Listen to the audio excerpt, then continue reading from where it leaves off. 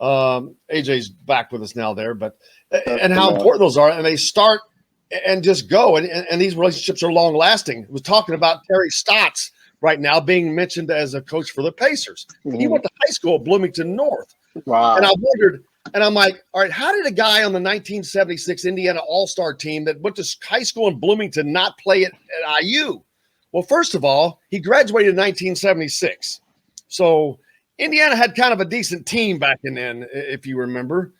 So they were kind of full. But so he ends up going to Oklahoma, but it's because Dave Bliss, who was on Coach Knight's staff, who came from Army, got the Oklahoma job and took Terry Stotts with him to Oklahoma. So that's how that ended up. So, but the stories, they're great to always hear those and how these branches to continue to pass out. And then AJ, did you hear the things that Gary was saying that you basically he's saying you were a hard ass? Right. Can you guys hear me now? Oh yeah.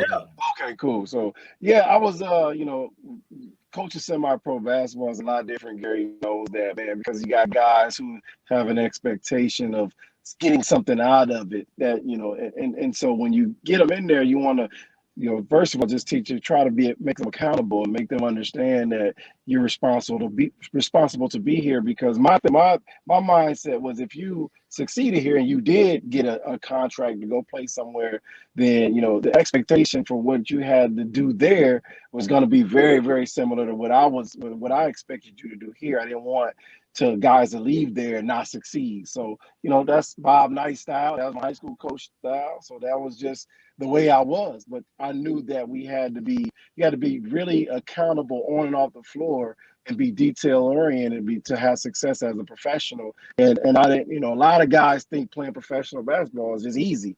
And it's like, no, the elements that you have to deal with make it difficult. So we want to simulate those on and off the floor to make it a really, really great experience for guys like Gary and the guys that we had on the team. But Gary was immediately, personality-wise, exactly what the team needed. He needed somebody that didn't take life so serious. I mean, it's not that Gary don't take life serious, but he was very, very loose and very, very focused at the same time. But he made things enjoyable. He took the tense and the intenseness out of our practices. He made them competitive. He made them fun, and that's why he's in the position he's in today. Every team has to have that guy. You got to have at least one of them, if not two. But you got to have that guy or girl. But you've got to have that person.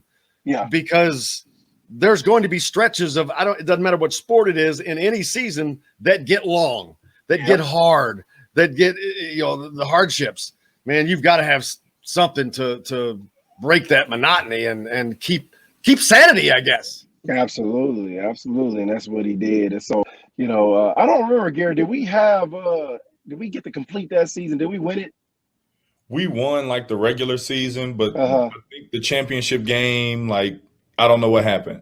Okay, yeah. Guys got scared. They didn't want to. I was about to say we didn't lose though. Yeah. They knew it was about to happen, so they canceled this season. Yeah. I remember that. Yeah. So, but I think a lot of the guys got a lot out of that situation, and we were able to, catapult guys to success. So that's what it was all about.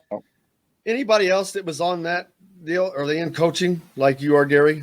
That you played with? I don't think so. Daniel coaches high school. I was about to say. I'm trying to think who was on that team. Brandon McGee and yourself. Chris. Brandon McGee from Louisville? Like an AAU team. Brandon McGee played, I think he had a stint in Indiana. Brandon McGee from Chicago, about 6'7". He was a forward. For some reason, he's connected to Indiana basketball in some way. I think he played there for a year. Yep. Yeah, he played. I think it's in Indiana or somewhere in Indiana for a year. We can't really remember the guy. It was a long time ago, but I know a lot of the guys are having success now and doing what they love to do when it comes to basketball. So, and through the 3 years of that program, that's what we did. And then now, as you see, AJ, when you see guys like Gary that have gone on and are in coaching and are in a higher level like SMU and those places, that's got to make you feel good just to know that, hey man, something I'm doing must be working. I mean, obviously, I mean, with the journey, you just want to have a small part in their journey. And I'm not the type of guy that takes credit for somebody or say, "Oh, he was with me." That's not me. But I just like to be. He could take a small little nugget from what I used to do, or how we used to play, or the organization of our practices, whatever it is, or just a conversation he may have had with me to talk about playing professionally.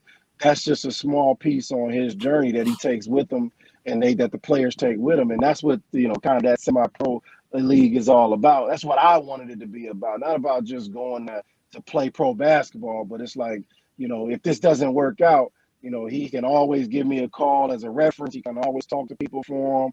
That's eternal, and it's just not all about basketball. So I just love to see it and watch it and just say, man, I had a small piece in his journey. And as he becomes a head coach, that's going to be the ultimate satisfaction for me when he becomes a head coach, because I know that's what, at the end of the day, we want to run our own teams, and that's what we aspire to have, so we can put our imprint on the college game or whatever level. So that's going to be the most exciting thing for me to see that. Gary, as you go, kind of how it worked out. That's honestly how it worked out. Like, I don't know, and I feel like I told you this before, like just some of the stuff that you used to say to me in particular, because you didn't really mince words when it came to it, and that's what I needed. Right. I've always wanted people to be really, really direct, and you were really, really direct. And I needed that, and a lot of the stuff that you just used to talk about on a day-to-day basis really, really stuck with me. And yeah, when I was going to Vandy, you got a call because you were one of my references. Right. Oh yeah, for sure. Jeff knew you. So it all just kind of worked out. And now we like talk. Yeah, you know what I'm saying? And I think that's what it's all about. And those are the kind of things that I look to do kind of in my career. Definitely. Who are your mentors, Gary, that you reach out to still as you go through? Because I know as you pay attention to coaches, we always see, well, they always talk this guy. I talk to him once a week, or I call him once a day, or they talk to this person and that person. Who are the person or the people that you kind of lean on? I mean, you have people that I communicate with, like an AJ. My college coach, one of my college coaches, Greg Gary, who used to be at Purdue, who's now the head coach at Mercer. Coach Carlin Hartman, who used to be one of my assistant coaches in college, who used to be at Oklahoma. He's now an assistant at UNLV. And then you have people who are kind of doing what I'm doing in the women's game, who are a little bit more seasoned, like Satia Messer, who was an assistant coach at Baylor and now is an associate head coach at LSU. And then my sister, I talked about my sister last time I was here. She's a head coach at a Division II school in West Palm Beach. And she's always been somebody that I just need insight from and need to talk to. And I only really can talk to people that I really, really value kind of what they're saying. Sharika Wright, she's another one who played at Purdue, who I work with at Vanderbilt. So just people who I really, really value their opinion, because I'm going to be honest, I don't value everybones opinion. And I think that's the same for everybody. Say whatever, but I don't really value everybody's opinion, no matter what they're doing. So the ones that I really built close relationships with, those are the ones.